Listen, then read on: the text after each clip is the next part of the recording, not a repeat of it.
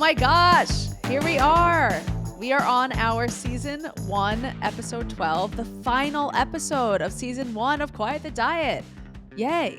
I'm so excited. We're here. I'm so excited. And I'm biased, but I'm fangirling hard because this is my favorite podcast. And so, to be on my favorite podcast is very exciting. Nicki, you're pretty integral to literally every single part of making this podcast. And for people who don't know you, they better start knowing you. Nicki is our staff dietitian. She's kind of just the person at the practice too that pulls everything together, those show notes you see, the topics we talk about. Nicki is so much of I've been saying this to her, like the heartbeat of the company already. And it's been, not too long that we've been working together, but you've really fundamentally changed my life. So thank you, and changed the lives of all of our clients as a result. So thank you, Nicki, and introduce yourself too. Yeah, so I am, like Michelle said, I'm a registered dietitian at Michelle Shapiro Nutrition, and I'm also a certified personal trainer.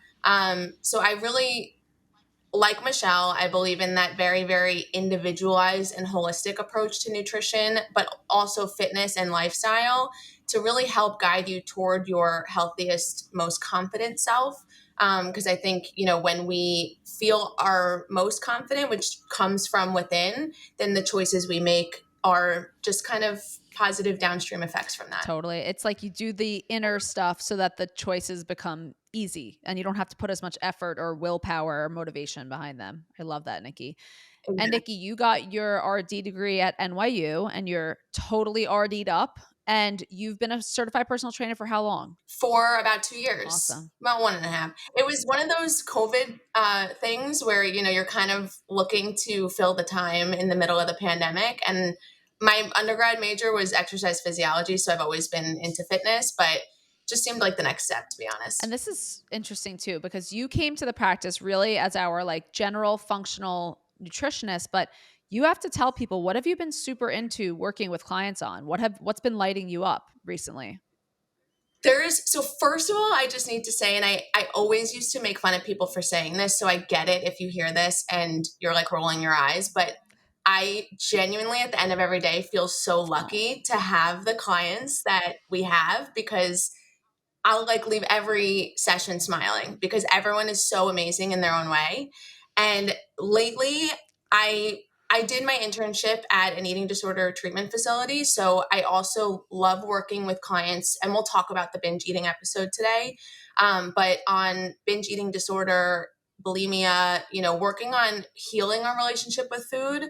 Also, when, sometimes people just kind of want to, like I said, feel more confident in their body. And so combining that, basis of resistance training with nutrition and kind of optimizing, how you feel in your body in that way, I love. And digestive issues, we always love to work with, things that we've dealt with in the past. Totally. So, helping people through something that I had dealt with in the past is always, there's honestly nothing more rewarding in the world than that. No, it's the gift that keeps on giving, and our struggle becomes an opportunity. And I really believe that too.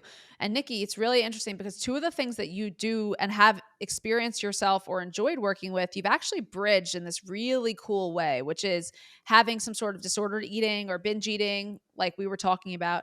And then also this gut piece. So what we've both found is that there's kind of a gap in care that people can experience if they're trying to work on disordered eating or eating disorders and at the same time have gut issues. So you have found this beautiful bridge where people who are working on disordered eating or eating disorders can also be focusing on the physical side of themselves, which is that kind of gut piece. Do you want to speak into that a little bit too? Because I think it's pretty amazing. Yeah, and it's one of those, we always think of chicken or the egg, what came first. And I truly believe it's different for every person. Everyone's journey has been different. Every story is different. So, for some people, I think, and this was in the case of myself, that eating disorders kind of are born from feeling not safe within your body. So having digestive concerns, and then the bloating that comes with it also kind of feeds into that distorted body image. And, then, we can't control, or we don't know how to control at that time, our digestive symptoms. So we turn to food and, restrictive diets and elimination diets. And then we kind of go down that path. So, for that was in my case what happened. And I think sometimes it's the opposite. So sometimes people have, either are controlling food because of something that happened in their life, or they are, restricting their eating or binging for other reasons. And then because of the inconsistent patterns of eating and the stress that they're putting on the body, then that downstream turns into digestive issues, which again can just spiral and exacerbate the body image piece as well. So I think it's a very intricate play. And that's why I love that the one-on-one nutrition counseling piece, because you really don't know someone's story until you listen and ask them what their story is. And so we can't heal either one, the digestive issues or our relationship with food, until we really get down to the root cause and how exactly that's impacting your life. Absolutely. And I think it can feel really isolating to have either of those conditions. And I think it's been such a blessing for the clients you're working with, that relationship and rapport you're building together, that it's okay to have an eating disorder and still say, hey, my digestion's not good when I kind of include all these foods. How do we ease into this? How do we, support my symptoms while I'm doing that? And I know your clients already have received so many benefits, from that really, really delicate relationship you were talking about. And just as a reference point too, Nicki is accepting new clients in our practice. I have been a dietitian for 8.5, almost 9 years now. And I've been in my own practice for about 4 to 5 years.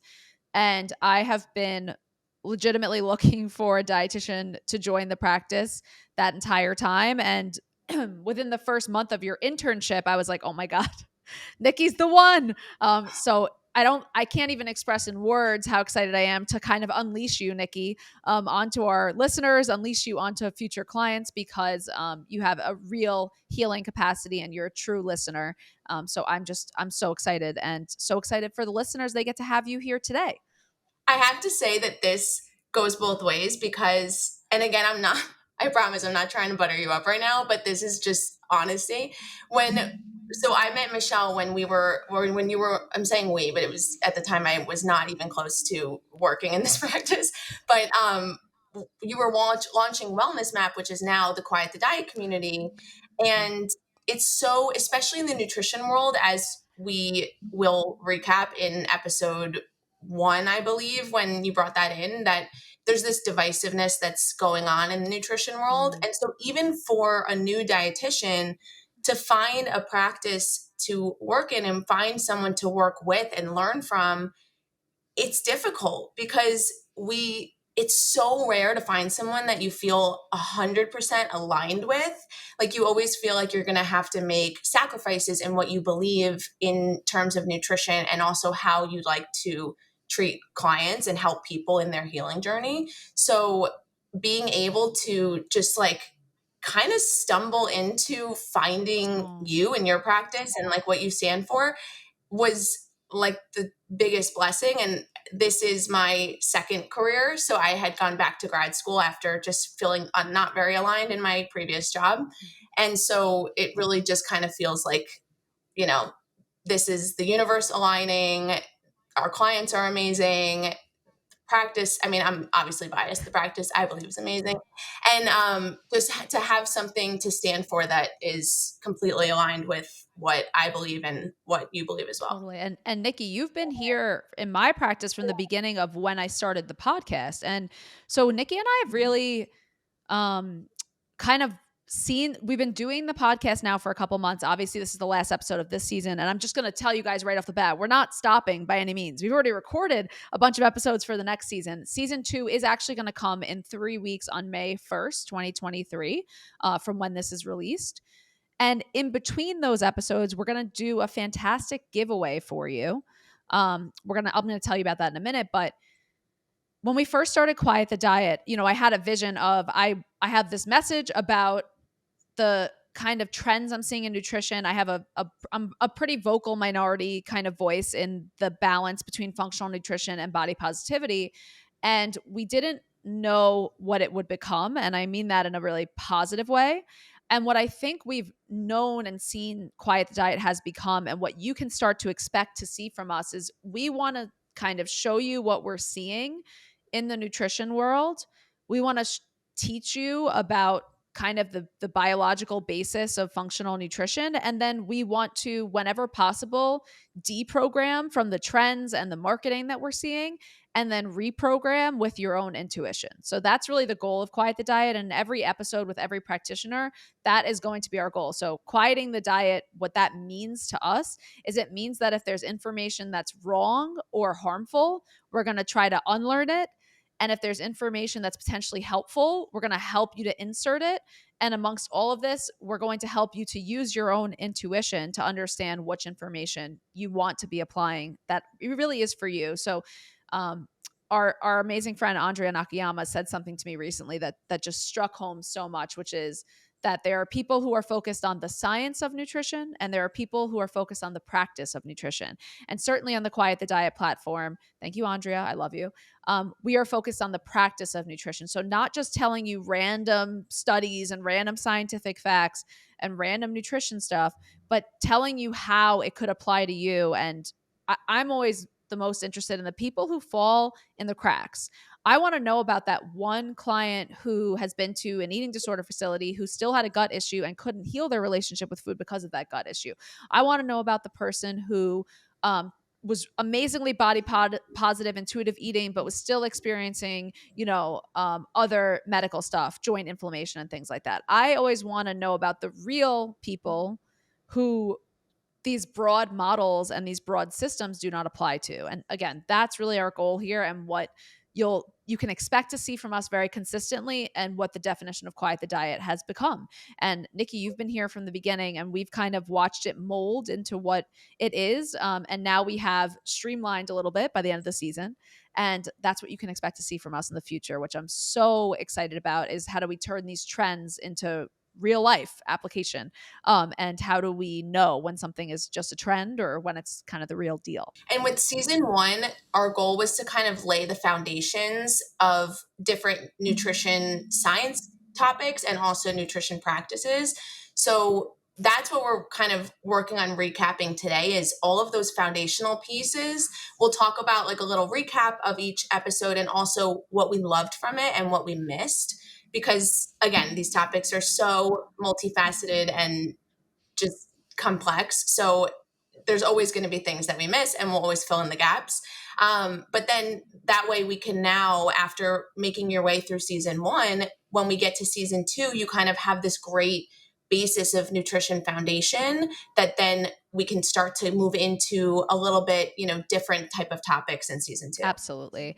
And the giveaway that we mentioned, we're going to talk to you about. So we have, again, throughout the season, we've been really excited about what we put together, and we have our like favorite episodes, Nicki and I, and we felt like there were things that we were so pumped about, and there were things that we were like, oh, I wish I would have said that. Like, that would have been sick if we would have mentioned that. So that's what we want to do today, is all those thoughts that we had after publishing the episodes. We were like, oh, we would have loved to talk about that and kind of dig a little deeper into there. And what we did find was there was a lot of common threads throughout the episodes. And one of the common threads, as you can definitely imagine, is that stress is a major driver of the chronic health conditions that we have.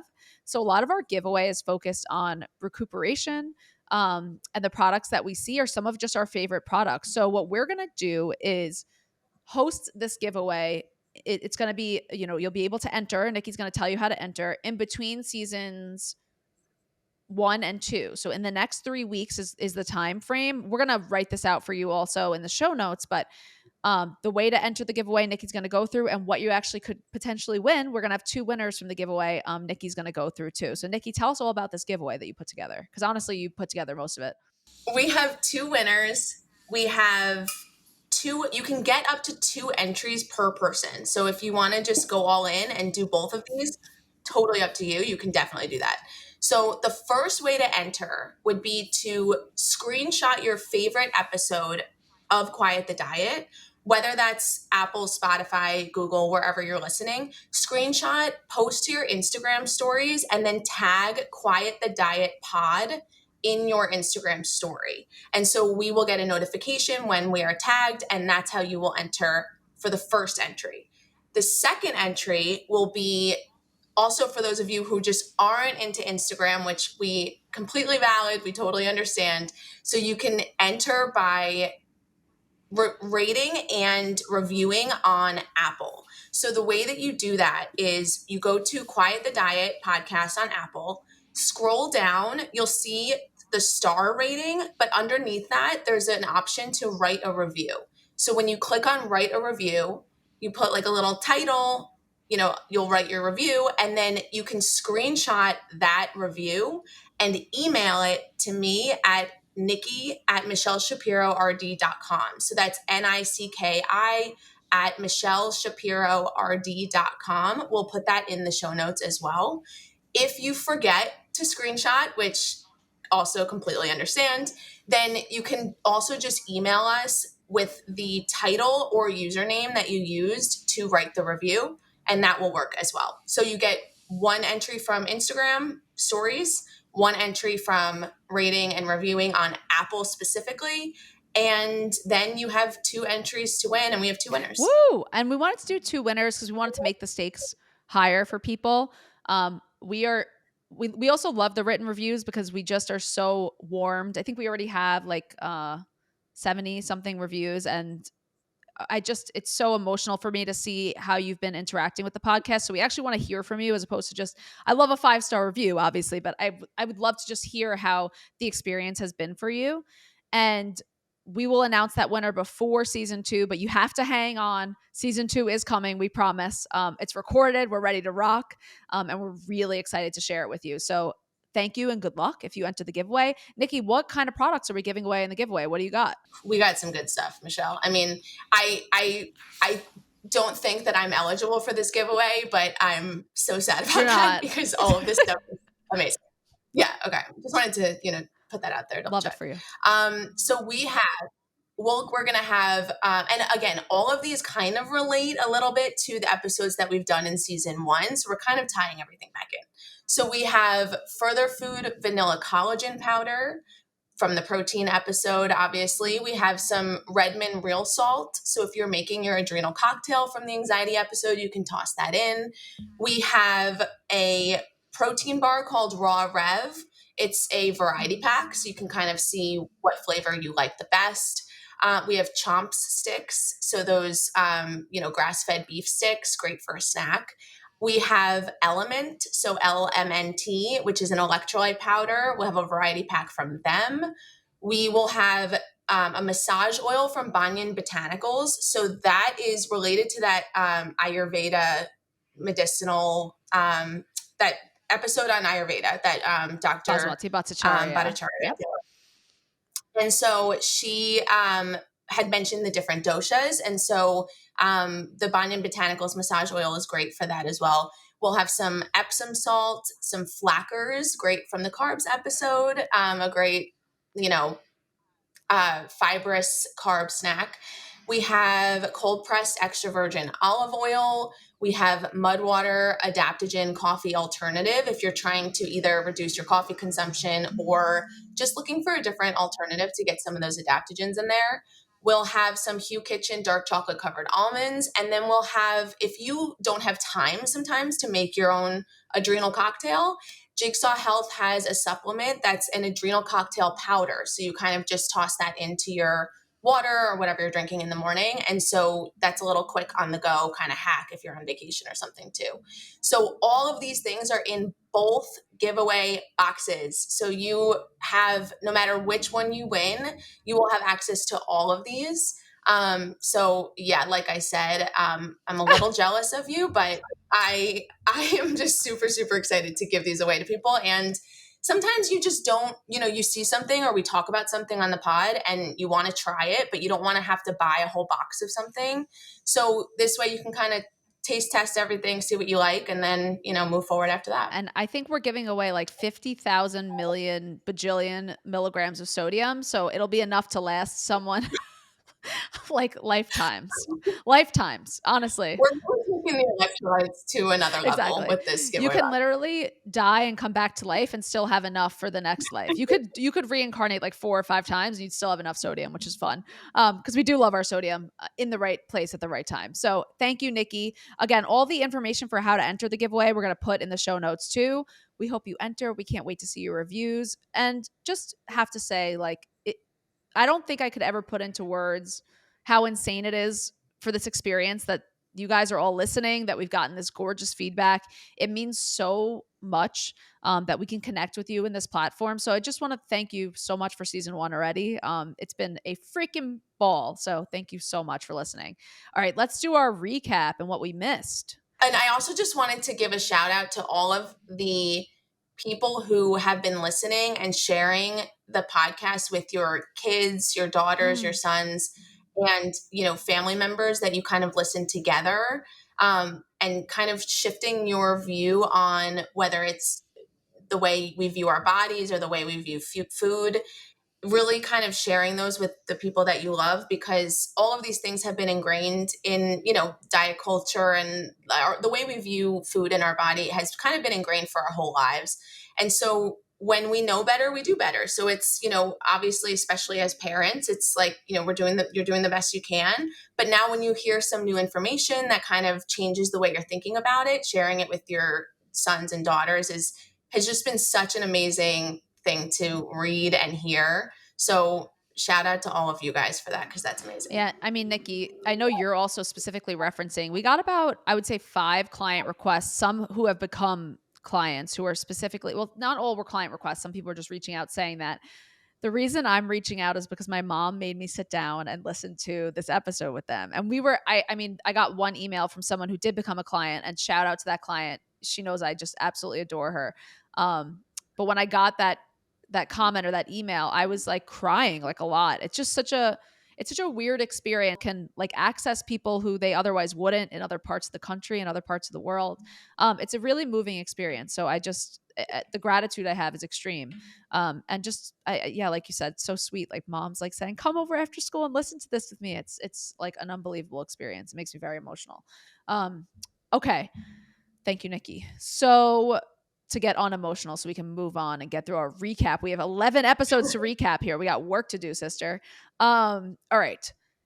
Episode 1, Nicki, what did we love about episode 1? And then what do we wish? Oh, I wish we would have said that about episode 1. So episode 1, for those of you that don't remember, this was, feels like forever Months ago, ago. even though it wasn't actually that long ago. It was Can We Lose Weight While Being Body Positive? And this was a solo with Michelle where she shared her personal story of drastic weight loss efforts and then the health consequences that came with it. And what we loved was, first off, acknowledging fat bias and fat phobia and societal views of thinness, like acknowledging that that exists no matter what our views are on haze or intuitive eating or body positivity. We can kind of dive into that as well. But really just acknowledging that that does exist, and it's valid if you've had those experiences and they've affected you as well. We also talked about, or you also talked about, accessing your own voice to make autonomous food choices. Because when we have certain movements, whether it is haze or intuitive eating, when, when they're kind of still telling people how they should feel, we're still kind of losing that piece of accessing our own voice. And so that was something that you emphasized in this episode, which was just a great reminder to everyone. And also just a basic explanation of what even do we do with functional and integrative nutrition. And we can, especially when it comes to finding that holistic whole body healing and addressing the root cause of symptoms. So that's kind of, it was a little bit of like laying the groundwork in that respect. Sure. And really focusing on inner versus outer wisdom. And I'm adding in too. I'm like, hold on, Nicki. I just thought of something too, which is again, like I talked about, which I really want to focus on this podcast overall, which I was happy that I got to talk about, was that there are people who fall through the cracks. There are people who body positivity, all foods fit. If they have chronic illness, it just doesn't work for them. There are people who have written to me and said, eating intuitively and eating kind of in an all foods fit model has literally ruined my life. I mean, that's an actual direct message that I got the other day. It ruined my life. And in some ways, again, while repairing your relationship with food is essential, and I believe in the principles of intuitive eating, the feedback we got from people was like, yeah, Michelle, when you said it's okay for me to want to lose weight, that was pretty revolutionary for me, because what I'm noticing, and I'm sure, Nikki, you're already starting to notice in your client sessions, is people coming in saying, I know I shouldn't want to lose weight. And I'm hearing that all the time. I know I shouldn't. And I'm like, says who? Who's the should police in this one? Who told you that? So the feedback that I got reinforced the fact that we really hit home with a lot of people in this episode, and that they don't feel like it's societally or morally good to want to lose weight, and like they have to suppress what they actually want in order to be a good person in society. So I think we covered that, but I'm glad that we're kind of hitting it home again here, because that's a really important message, that if you're a person who feels like, oh, I shouldn't want to lose weight, start to notice that voice as being not that authentic voice for you.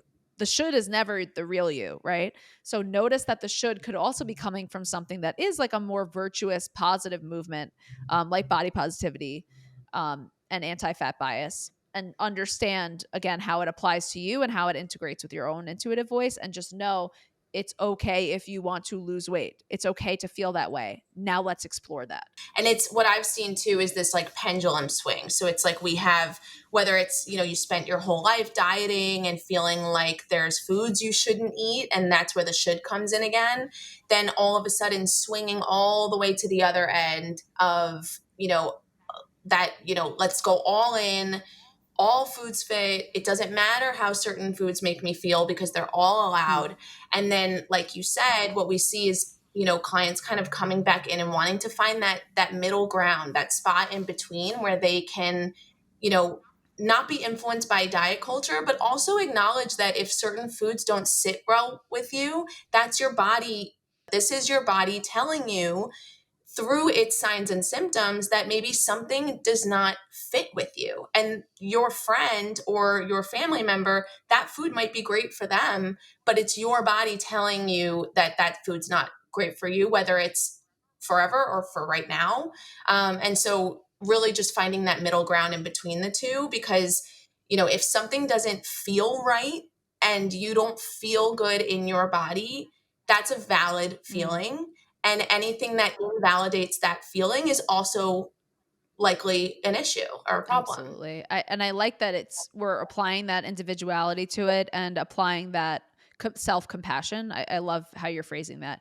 Nikki, what were we like, oh darn, I wish we would have gotten done in this episode that we didn't get to talk about?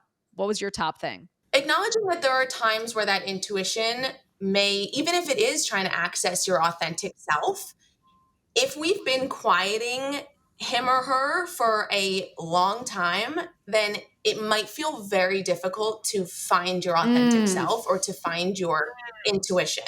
And so sometimes it's a practice of kind of taking, and again, when we're super, super stressed out or tired, or, there's something else going on in our life, this is not the time to find your authentic self because it's too loud. There's too much going on.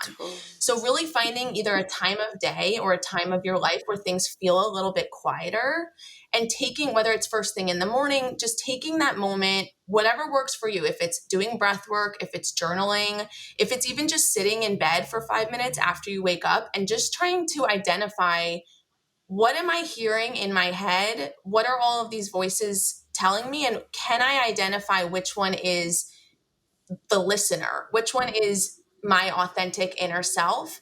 And then once you kind of start to practice that slowly over time, then, maybe weeks, months go by, and then that voice starts to get louder and louder. And then you can really start to hone in on your accessing that intuition because it's been practiced. But don't get discouraged if you've been silencing this inner self for 30, 40 years and they're not coming out to play anytime soon. totally. Like, that's completely understandable and makes complete sense. And it's just really practicing that and being patient with Yeah, and yourself. I need to add on to that incredibly insightful piece that you said too, which is I kind of view our brain as having like different layers of thought, and I kind of lay it out: the top layer and the like that fear layer.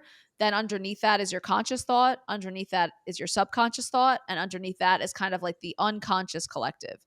So whenever we give ourselves space or time to listen and to kind of dive in, we might be accessing one of those layers. I would say the more that we practice um, listening and tapping in and, nervous system regulation, we get lower and lower, which we like, where we can get all the way down to that unconscious collective. And that's where you get like your psychic energy. That's where you're accessing other people's thoughts. And that's kind of the best of us, is when we're at the most peace. And if you're in a place of constant fear, it can be really, really hard to tap in. So the work you'd be doing with a practitioner would be kind of trying to bring you down closer into that real unconscious version of yourself that is totally there in all of us. But like you said, if you're in a place of fear, you're going to hear the fear voice really, really quite loudly. And it's okay to just listen to it, accept it, not like it, but just let it rock if you're in that really, really high fear state.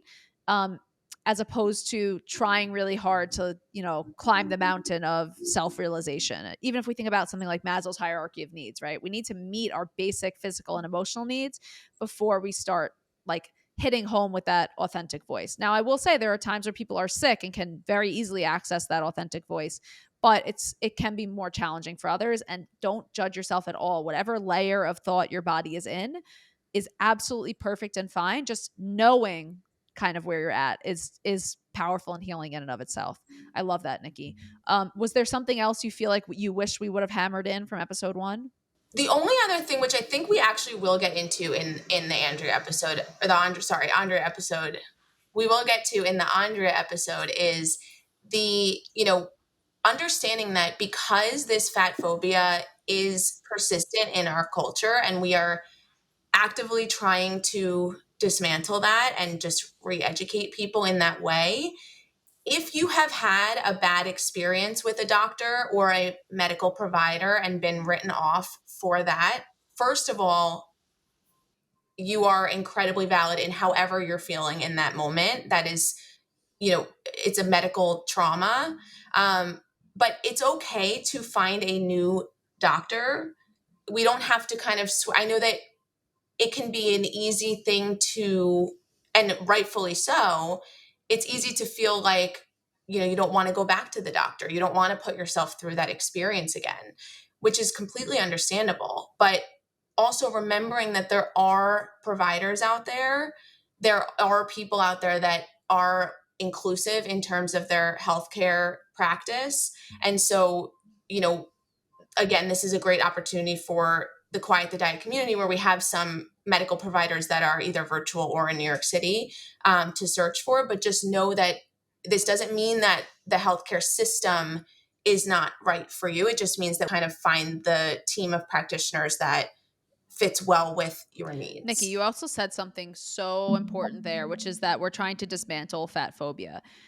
So I have to critique myself in one way, which is I'm a very hardcore person, and I'm a big fighter. Like if I have one trauma response, like I definitely lean on the fight response for sure. Um, and I have felt like within the nutrition world, my qualms with being a dietitian, with some of the recommendations that I don't agree with as a functional dietitian, and with kind of these societal issues that are so vast and systemic, a lot of dietitians are in the mix actively dismantling fat phobia. I'm more of a like psychological than sociological fighter. So my goal is to empower the individual in these situations. So I'm like, listen, fat phobia is extremely real. Weight discrimination is extremely real. It is devastating, life altering, and dangerous for our health. That being said, I don't believe I am the person who's going to make the societal changes. I will do my part to educate people on how to protect themselves in those situations. I think that's a flaw of mine potentially, but it's just my approach, and I'm owning that. There are amazing practitioners and dietitians who are fighting licensure wise. They're fighting, out there. I'm more like, let me talk to your doctor and I'll set the conversation straight, not set them straight, but I'll set the conversation straight. Let me tell you what you can do to walk into these appointments and get the most out of them. And that's why I'm grateful for a platform like a podcast, because it's impacting individuals, but on a wider scale than I would normally be able to do. But I have to say that, when it comes to dismantling fat phobia, my goal with Quiet the Diet is I want to help people do it within their brains, not within the societal context, because I don't believe I have the power to do that, very unfortunately. But I hope that if we have enough individuals feeling, and this is like a big conversation about life kind of, but if we have enough individuals feeling safer and feeling like those things can't impact them as much, that might be another added approach. I can't say that my approach is better or worse. It's just what I know and my best way that I know how to help people. And that's the tools that I have. Whereby I think like we would need lawyers and we would need like politicians and things like that to make bigger moves. And those people are very necessary too. So that is something I also just wanted to acknowledge as we are trying to dismantle these ideas within you so that you can go and protect it. And one of these things with weight bias specifically that we hear all the time is people walking into doctors' offices and being treated differently because of their weight, being ignored because of their weight. And the kind of main response I see from a lot of body positive practitioners is just tell them you don't want to be weighed. And the issue has been that people then don't get medical care because the doctors become resistant and because all right, so you took weighing off the table. What about the rest of your care? You actually still need the medical care that you went to the doctor for. So that's what we want to do again is not only just have these kind of broad stroke societal ideas about what should change, but actually give again application.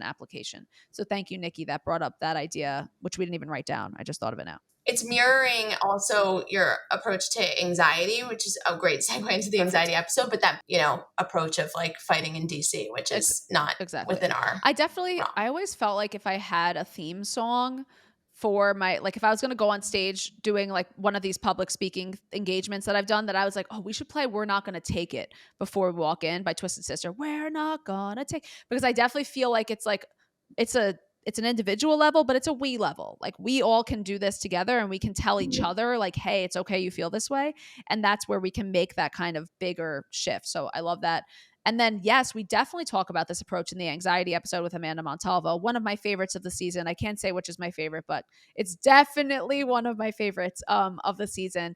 And what I felt like I loved so much about that episode was that we were able to talk about anxiety from a mindset approach, from a personal approach. And then we were able to parlay that into a real scientific conversation about what is going on in the body during times of anxiety. And the feedback we got from this episode was really profound, and that people didn't understand again that anxiety was anything more than just this mental experience. So I love that about the episode. Nikki, tell us what you felt like we did right there and what we could have added in. Oh man, I wish we would have gotten that done too. This is the episode I think I hear about most from clients and discovery calls because I think there's been such a push to talk about mental health and access to mental health solutions in our society, but they've almost all of them are looking at that, like you said, top down approach of how do we, whether it's talk therapy or from the mind, translating from the mind to the body, how do we address anxiety? Now, not saying that that's not a solution. It's sometimes you need both solutions at the same time. But I think this bottom up approach of addressing our physicality and how that causes anxiety or mental health symptoms is sometimes a new concept for people and also very validating because they're like, I feel this anxiety in my body. And sometimes I'm not even thinking about something at that time to be anxious about. Like, I feel like it's coming from my body. So I loved how that resonated with people. And also that component of, knowing is my are my stress hormones a little out of whack? Are they, a little jacked up from years and years of chronic stress? And I think that, especially when you mentioned waking up between, 2 and 4 in the morning, maybe an indicator of this cortisol response. And that kind of was a light bulb, I think, for a lot of people.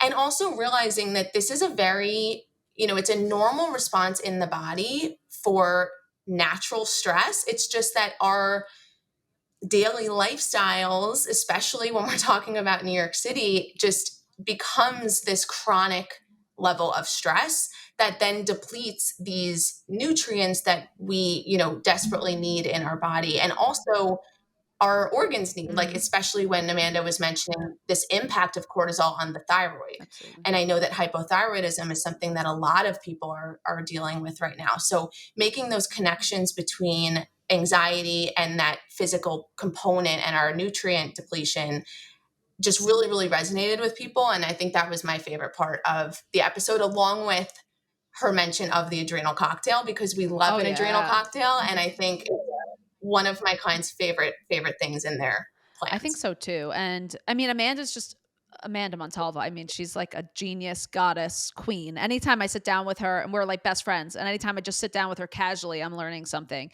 She was a wealth of information on that episode too.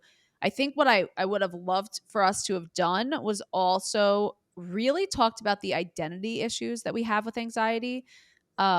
There's kind of pieces of feedback I got a lot was that people said to me, first of all, Michelle, I didn't even know I was anxious before. I didn't even know that I had been functioning with such high level anxiety for such a long time.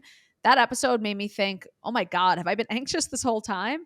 And that was a lot of feedback I got. And then on the other end of the spectrum was a lot of people saying, I'm just an anxious person. And this feeling that we attach our identity to our anxiety so much. And in the process of working on our anxiety, understanding that anxiety is a thing that is happening, but it is not who we are as people. Even though some of us have more of a tendency to react to our environments, I don't believe that people are just anxious people. I don't believe one piece of us also makes the whole of us. And I also believe that anxiety is something that changes as our bodies and health change too. So that's something that I wish we would have hammered in a little bit. Otherwise, that was a Mhm. baller episode. All right, Nikki, let's just be honest. Episode 3 was your favorite. Just be real with people and just say that episode 3 was your favorite. I don't even know, and I know that I've mentioned this over Instagram to her, but I don't know if Stephanie Mara Fox was on the binge eating episode. I don't know if she is even aware of my obsession with her. So now I'm just saying it out loud and on a very public forum, because so when I was going through my own experience with eating disorders, and I kind of went through that spectrum of restriction to bulimia to binge eating, like that typical pattern of progression that we see so often. I think having the message of someone like Stephanie and the things that she was talking about in terms of somatic eating in that episode would have been a complete life changer for me. And I mean, luckily I was able to use other tools to get to where I am now, but I mean, it would have saved years. Like she is just truly, the way that she presents information and her perspective on somatic eating is just unbelievable. I love her so much. And it was that somatic eating was that body oriented, sensation focused therapeutic approach to Yeah. eating. So not just talking about the food, but why are we binging? Why there's a instead of that, a lot of people look at that self-sabotage piece. They're like, "Oh, I'm self-sabotaging," and it's always kind of blaming the Mm, self, and it kind of reframing that into this notion of our bodies and our brains are trying to protect us at all times.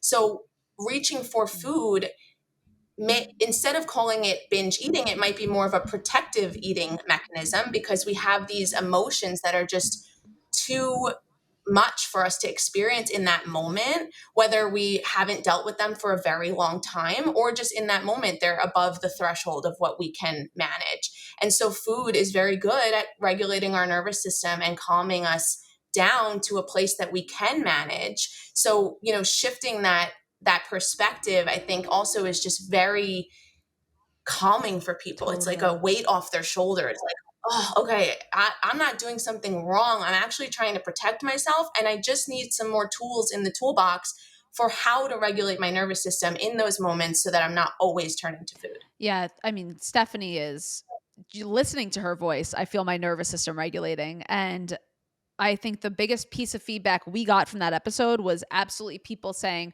"Oh my gosh, my binge eating has been helping me this whole time. I'm not sabotaging myself by binge eating. It's actually been saving my life."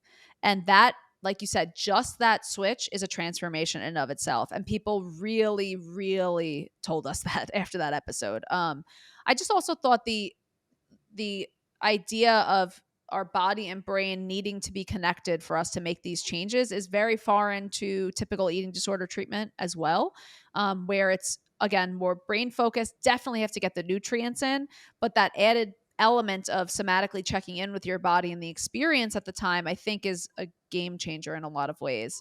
And that was actually one of the things that I wish that we would have talked about. And one of the things that I felt like we missed was that, again, I'm always interested in who's falling through the cracks. And for a lot of people, the piece of standard eating disorder treatments or disorder eating treatment is, again, including all foods. And that's one really awesome way to kind of liberate that stress. But then on another hand, we're missing that connection to body that we really might need. So that was one thing I wish we would have hammered in a little more in episode 3 as well. Let's go to episode. Oh, go ahead, Nikki. Sorry. Yeah. No, there's one more piece that I also just wanted to bring in because this was something that, and it relates to you mentioning that some people feel like, oh, I'm an anxious person and Mm. attributing that state to their physical being. And I think we do that with eating disorders. Like Oh, we yeah. say, I'm anorexic or I'm bulimic or I'm a binge eater. And you are not a binge eater. You have just been using these behaviors to regulate something that's going on in your body, and that may be a temporary state of being that you can totally shift out of. And I think using terminology and the way we talk about ourselves is a crucial piece of the healing process. So just always remembering you are not bulimic, you are not a binge eater, you just are going through a state of something that over time will definitely be able to feel more comfortable with in your body afterward. You freaking nailed it, Nikki. That's exactly right. And that comes back to a lot of this identity and authenticity piece of the puzzle, which is that we attach labels and diagnoses onto ourselves when all of these are temporary states of being. Obesity as a word, that's a temporary state of being. It shouldn't be a full-blown permanent diagnosis on your medical record. That's what's happening right now. And that's the same thing. And when we apply curiosity to these things as opposed to judgment and shame, we get to learn about why they're happening in the first place and not why they are who we are as people. I love that, Nikki. Thank you. The Mhm. protein episode was episode 4 with Dr. Gabrielle Lyon, my dear and darling friend. Obsessed with her, obviously. Do I even have to say that? Everyone's freaking obsessed with her. She's a genius goddess. We talked a lot about the influence of muscle mass, not only as this aesthetic organ, but also as an endocrine organ and how it influences the rest of the systems in our body. And we had the privilege of having Dr. Lyon on to talk from this really high level about muscle that it's a complicated conversation because I think when we think of protein and we think of muscle, these are kind of owned almost by the fitness community, it feels like. And we were talking about it in a medical and nutrition context in a really refreshing way to talk about, again, how all the systems in our body are connected and how essential muscle is for aging and longevity. Because we lived in that pretty high level, what I wish we would have been able to talk about in our time frame was kind of more tangible applications of what Gabrielle would recommend, Dr. Lyon would recommend for protein in individuals. I got one piece of feedback that was really powerful about this podcast episode too, in this application sense, which was someone who was suffering with a lot of chronic illness saying, Michelle, it's awesome that you're saying you need protein for chronic illness. Now tell me, how the heck do I eat it? My chronic illness makes me not hungry. My chronic illness makes me not have an appetite for animal protein. How do I actually incorporate it? So I definitely want us to speak into that because that's really important. So the first kind of more tangible recommendation for that episode that I feel that we could have hit and we didn't because of time constraints was that Dr. Gabrielle Lyon recommends 1 gram of protein per pound of your ideal body weight. That means if your ideal body weight's 150 pounds, you'd be eating 150 grams of protein per day. Many people just went in their head when I said that, by the way. That's funny. I make that sound for my nephew and he always giggles a lot. That I haven't used that sound in other contexts recently. It's just been me like losing my voice literally because I'll lay on the ground or do anything to make him laugh ever. So I'm just like all day. So if you were shocked about that, yeah, it's definitely a lot more than many of us are eating. And because of that, we definitely would want to walk you into how to kind of move up to that level because it's extremely challenging and intimidating of a number. So, Nikki, tell us how would people start to introduce more protein? What are some easy ways to start to introduce more if that's what they're looking to do? Yeah. So I'm just laughing because my friends call me the protein police because Nikki. I am obsessed with protein. And, I just, one of my biggest pet peeves is like thinking of, yes, beans and nuts have protein, but they are, when we talk about protein, we mean food in which the macronutrient is, protein is the main macronutrient in that food. So, and again, when you're looking at, if your aim is 150 grams of protein, that number can feel very overwhelming. So, first of all, I like to break it down over the course of your day. So, if you're having 3 meals and 2 snacks, let's divide that 150 by 5. And maybe we're aiming for 30 grams at each Oh, meal that or feels each better snack. already. Snack might be a little, exactly. Snack might be a little, 30 might be a little high, but then focusing on higher protein foods, and then how can we kind of balance the plate around that higher protein food. You can add some eggs on the side or some egg whites into the oatmeal, which sounds crazy, but I promise it's Yummy. delicious. And we can also then add some different types. If we're not having, if we're, chicken's always a go-to for people, but maybe we can add a little bit more fish, and we're getting some omega-3s in there too. And then when it comes to snacks, that's, I think, what I see where we fall through the cracks is with snacks. So if we think of snacks, I like to use the term mini meal. So I actually heard that from a nutritionist I saw years and years ago. Um, the term mini meal is helpful to think about because we're very focused on balancing our meals, but we don't think about snacks in the same way. So, looking at a snack as either incorporating leftovers, so having an actual mini version of a meal, or having, just thinking about snack type foods that have higher protein, like those chomp sticks we talked about, even some edamame, some of these foods, and we'll link the protein guide down below, which in the show notes, which will have specific tangibles for high protein foods, meals, and snacks. But like I said, breaking it down a lot. And if you're currently eating 60 grams of protein a day, please don't try to just jump to 150. Like, let's go from 60 to 70 to 80. And then 3 months later, before you know it, you're at your goal and you didn't even realize. Yeah, and the piece of the protein puzzle that's very hard for people is if they don't have the appetite for protein, which in that case, you're going to want to look at your body's ability to produce stomach acid. If you have acid reflux, you're going to want to look at your liver. I'm very happy to say one of the early episodes in season 2 is going to be focused on acid reflux and why we kind of lose our interest in protein when we have low stomach acid or hypochlorhydria, as it's known as in the medical community, and how we can kind of start to introduce some of that acid back in to get that interest back in protein. So we will definitely be able to talk about that in season 2. So definitely stay tuned for that episode. And again, I think that the name of the game is slow introduction, like Nicki is saying, and trying to find the foods that you enjoy the most. And I also agree, I love that's the mini meal idea because snacks in America are like randomly different than meals, but like shouldn't be. Like it should just be all food is food. You just like have to eat like weird kids food at snack time. Like you don't have to eat granola bars just because it's like snack time. You could just eat like turkey again. You know, it doesn't have to be like that.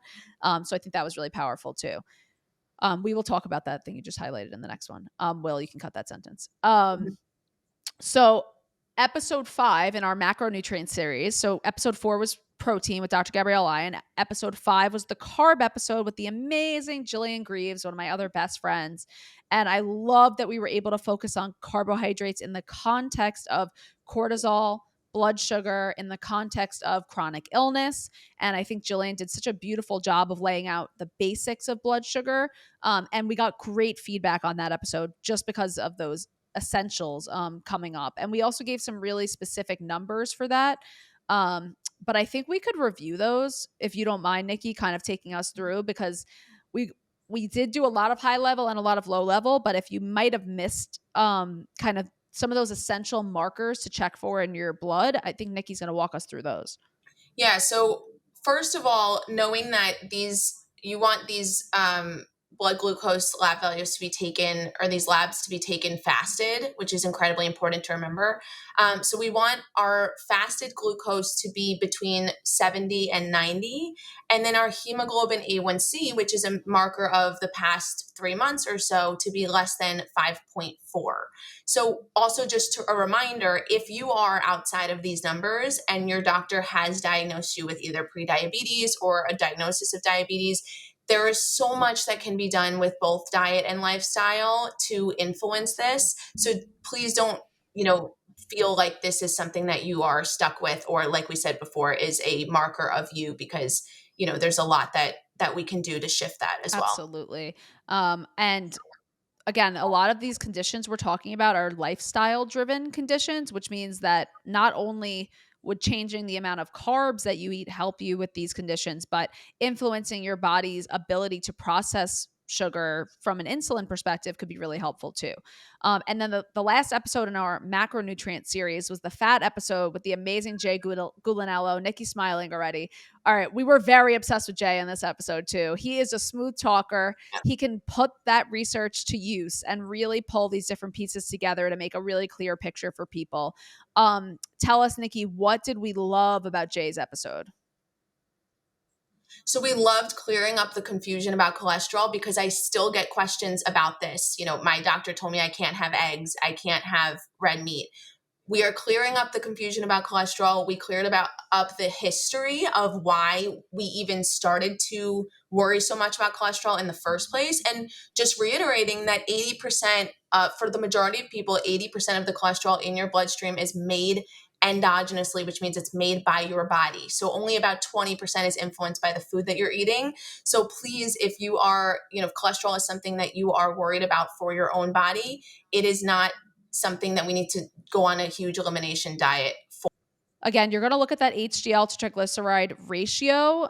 New estimates for what the best kind of most protective HDL range are about 60 to 80. Your triglycerides, you really want less than 100, maybe around 50 to 80.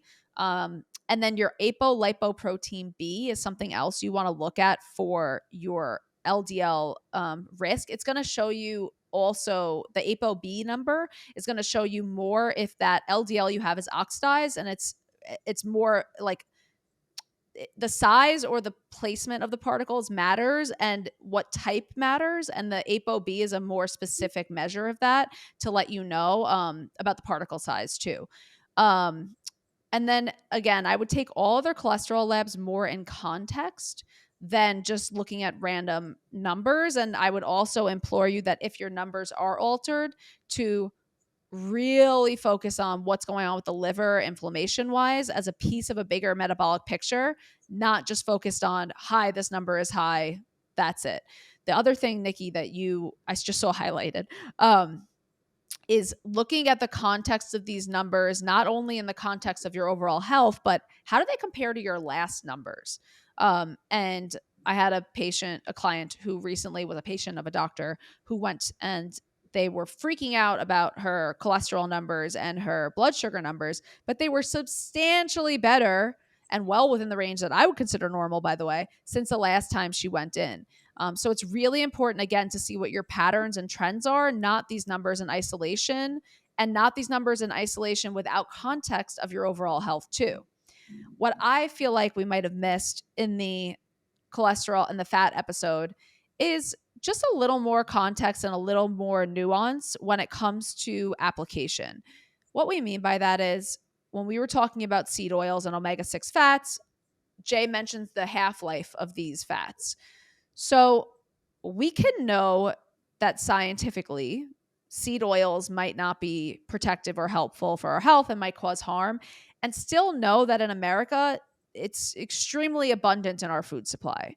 So if not consuming those things is going to take away from your social life, if it's going to take away from the context of your health in other ways, it might just be okay to consume it once in a while and take the hit and for some people it might not be as big of a hit.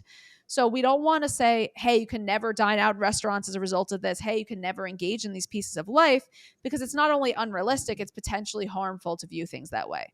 That being said, we're not going to negate the science that Jay said, which is where I think some dietitians go a little too far, saying, hey, too bad, it's already in our food supply, you have to eat it. But I think there's a little bit of wiggle room there where it is going to be in the food supply, but it's not going to be an instant death if you consume it. There's more nuance there. So understand in the context of your own health and your own life how impactful those things might be. And then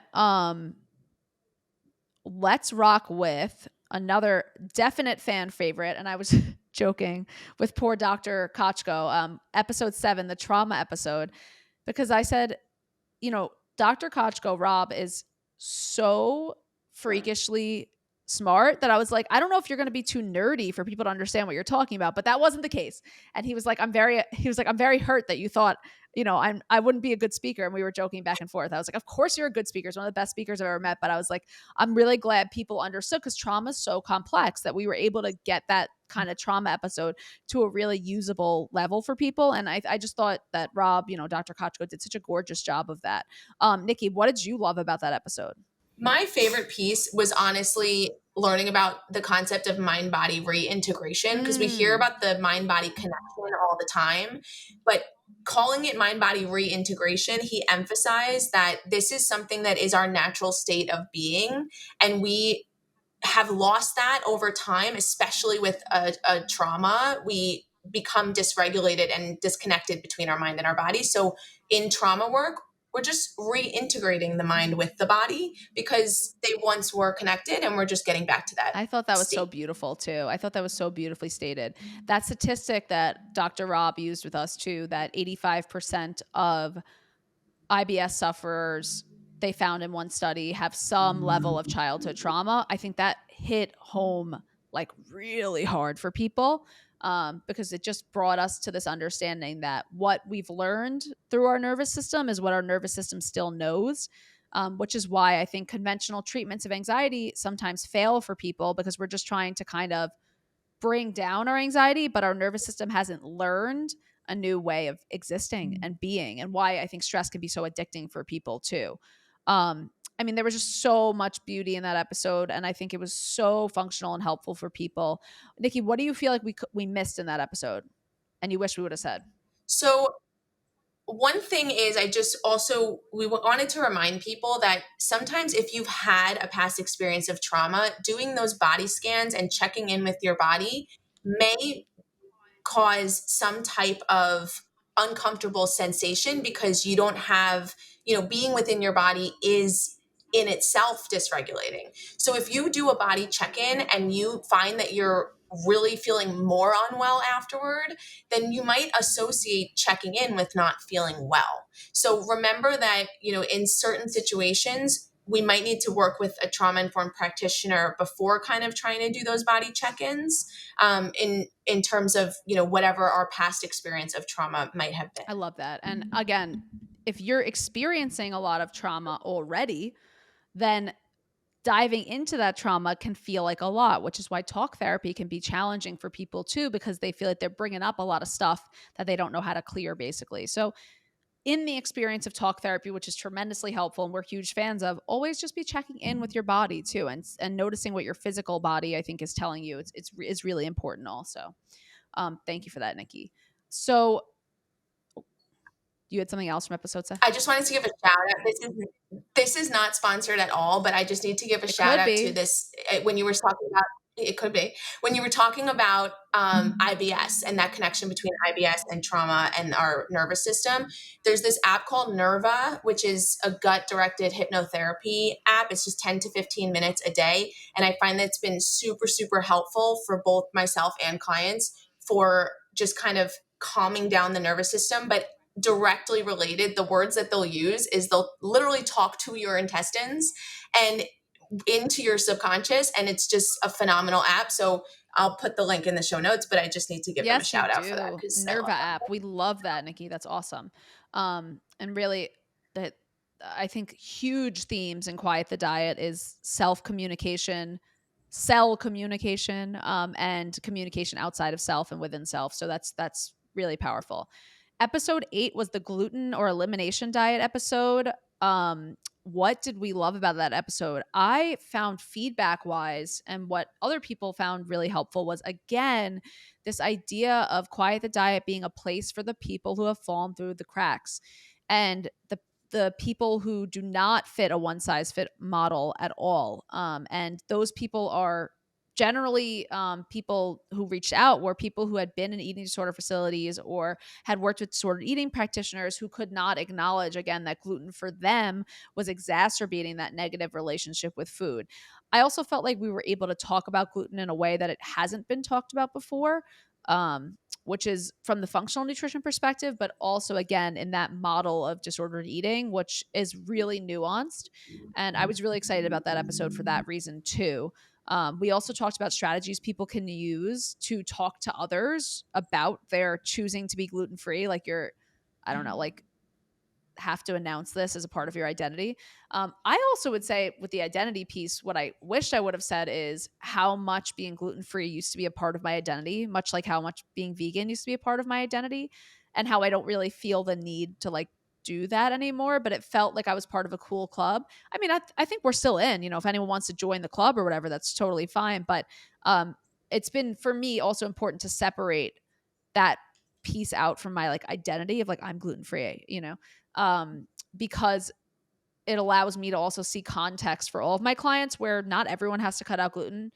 A lot of people who are chronically ill probably want to or try to for very valid reasons. But I think there was that identity piece with gluten that's pretty strong. Have you experienced that too, Nikki? Like where you were like, I'm also gluten free.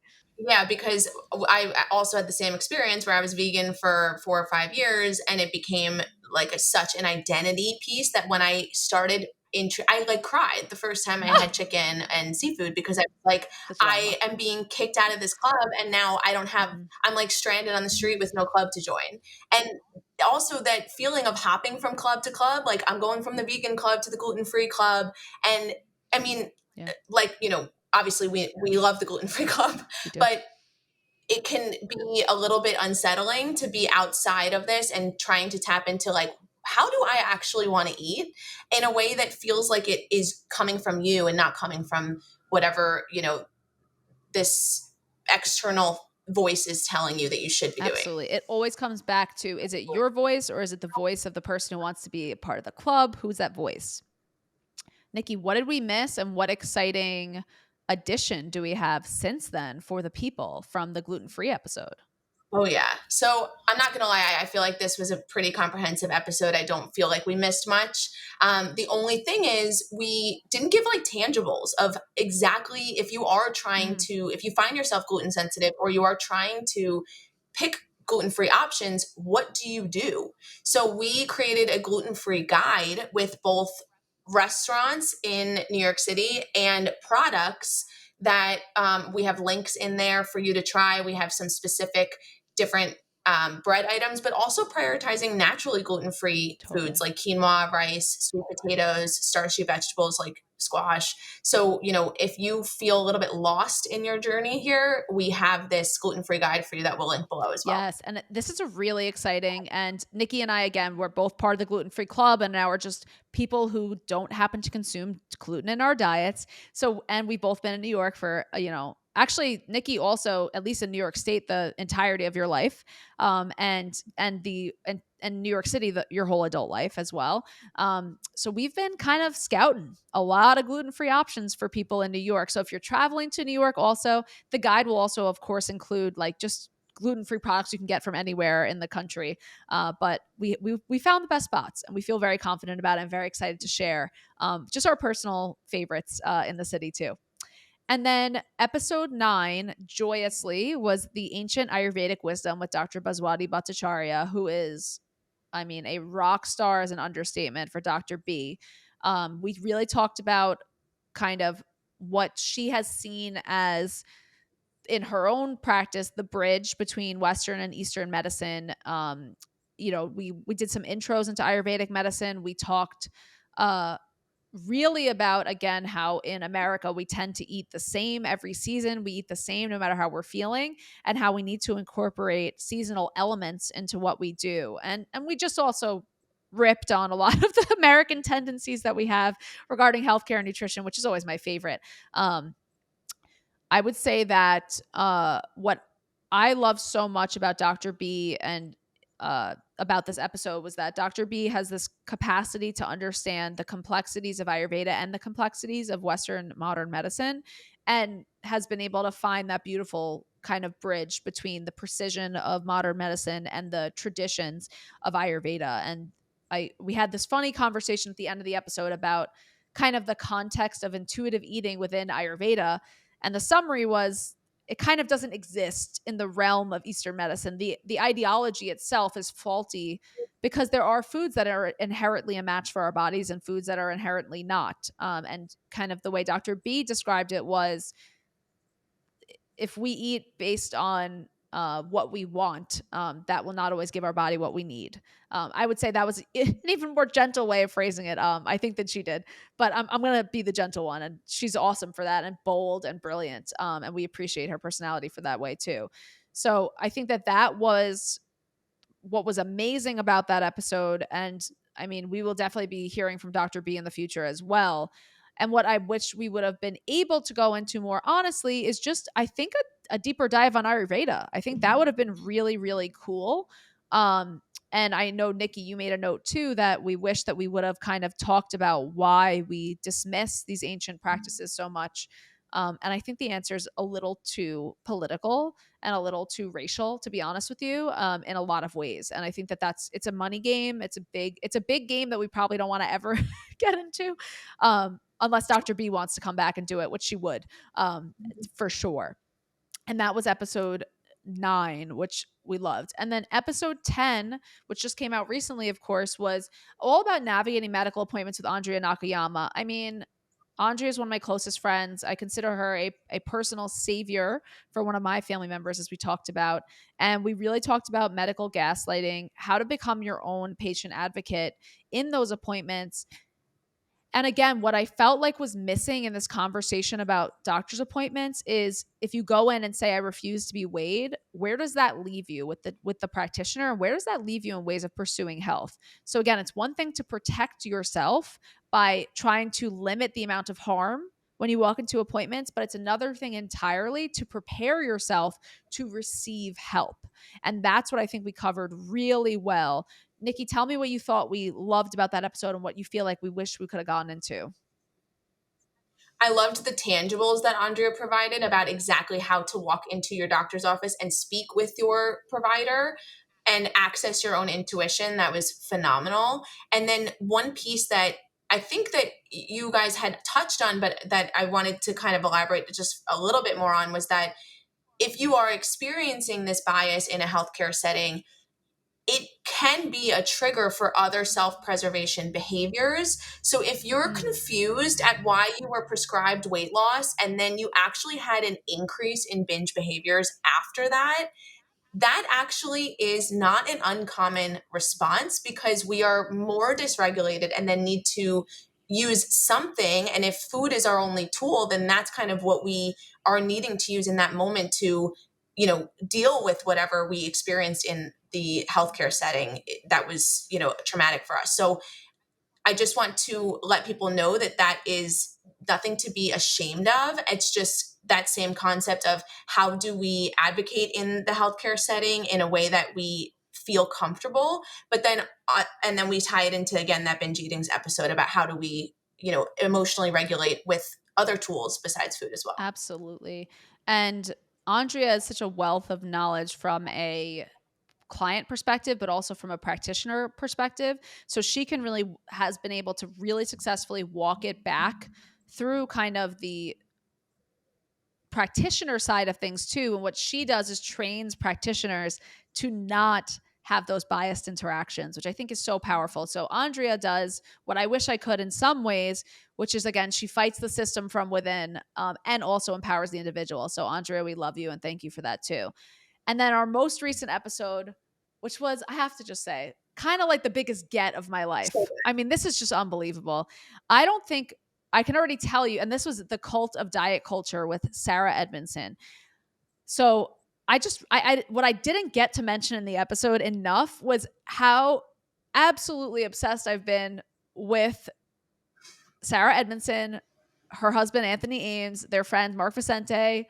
I have been following the Nexium cult and the powerful, brave people who left it since I first heard about the vow, since probably before that, because I heard of Nexium before that. And I have just been absorbing their podcast, absorbing any information I could. And while I've been so interested in their, I would call it, like, honestly, at this point, their, successful outcome, I've also been so invested in just the idea that we could lose this autonomy of self. And what always fascinated me so much about the people in the Nexium cult specifically was that they were like the smartest and coolest people. And I was just like, oh, these are like really smart people. Some of them were celebrities. Some of them were, they're very adored high social support networks, really smart people that I would think would have shielded them from what was to come. And I wish it did. But we're unshieldable in some ways as people because we all are human, and especially in this specific cult, everyone really wanted to do good in the world. And it was actually their wanting to do good that was what their vulnerability was. And I think that in so many ways, when it comes to diet culture, when it comes to our health, we all want to do good, be perceived as good. And that can be our biggest downfall when it comes to falling into diet traps and things like that, too. And I noticed this so much with the body positivity movement because you are instantly perceived as a bad person if you don't believe in intuitive eating or body positivity, which I don't think was the intention of the creators of these movements, by the way, at all. But that's kind of where it's spun into, which can lead people to deny their own voice for the sake of what society perceives as positive. And I think that that is just such a huge concern for me with all of kind of what I've been seeing in the ways of diet culture and anti-diet culture. And what I, two things I would have hammered in more is what my concern is there, and also how absolutely obsessed I am with everything related to this, and how literally it's been months of me talking to everyone in my life about this. And the fact that Sarah even was able to sit down with us was just ridiculous for me. Nikki, tell me about your takeaway from the episode too. First of all, I Michelle got me into The Vow, and now it's taken over my life because it's amazing on HBO. But I admire their ethical, like, moral compass, and how hard they fought once they realized that this was Yeah. problematic. And it How was hard they fought scary. to It was scary. Yeah. That mhm, was not a joke. They were to going combat that. against like billions of dollars, and they were going against vicious narcissism, and they did not back down. And it was really freaking scary. Sorry, go ahead. I just had to add that in. I agree with Mhm. you. Yeah. 100%. And so I think, so one of the things I loved was when Sarah gave us tangible red flags to look for, in terms of culty tactics in diet and health sales. And then the other thing that I actually don't think we missed it. I think you touched on this, was that, healthcare is an industry and you will be sold things. But I think what she did a great job of pointing out was that you don't need to, like we said, you don't need to join the vegan, club, or join a certain eating pattern club. You can pick out of all of these clubs, you can pick what works for you and your body in that moment, and also recognize what works for you in that moment might not work for you a year from now because your life might look different. So what she did a great job of explaining was how to pick and choose which nutritional components and health components might be great for you to focus on in your life. And when you do have that internal compass and you do have that conversation with your inner authentic self, then you can feel very confident knowing that what you're choosing is based on your own beliefs and not pushed on you from someone I love else. that. Yeah. And this is was such a good episode to wrap up the season. And again, it's always about accessing your authenticity, regardless of what every single person around you believes to be true and is willing to die on the hill of. It only matters how it influences you and how you can hear that own voice of yours. And I would say that anytime you're in a cultish situation or diet situation, that kind of diagram I'm thinking of with your thought patterns being either your fear, your subconscious, I mean, your conscious, subconscious, unconscious. I think generally when we're doing things based in diet culture, or even just based on any diet pattern that is not a fit for us, we're often doing them from a place of fear and urgency. And to just address the urgency instead of acting on the urgency, I think is really, really important. And I obviously put Sarah's episode right up against the finale, which is this episode, because I'm again like beyond obsessed, like beyond obsessed. If you didn't watch The Vow yet, you have to. It has to ruin your life, like I've ruined Nikki's in more ways than one, I'm sure. Nikki, you rock today, by the way, and I know we're gonna have you on more episodes because by threat of death, you'll be working with me, forever. And I just want to say, literally forever, literally forever. I'm just kidding. I'm It's in. not a contract. Like, yeah, you're done. Don't listen to your authentic voice. Just listen to me. I'm kidding. So Nikki is actually I have a wait list, a bit of a wait list right now to work with me, but Nikki is accepting clients in our practice. We cannot thank you, and you can schedule a discovery call with Nikki in the link down below too.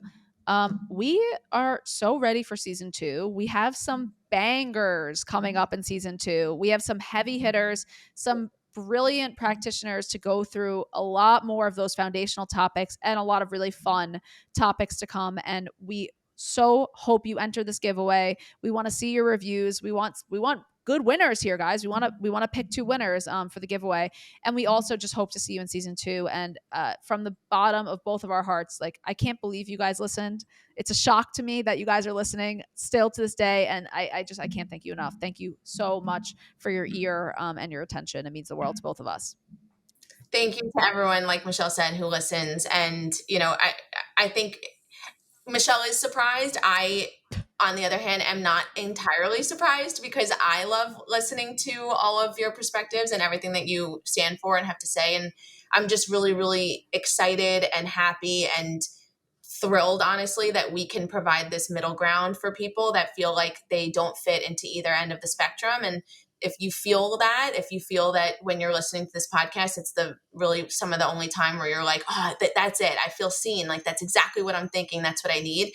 We are here for you. And there is a place for you. It might not seem like it exists, but we are here. So we're very, very happy that you're here with us I too. love that. And there's always a safe space when you're open, and we'll always be open and eager to listen. And you wrapped up perfectly. We will see you all in season 2.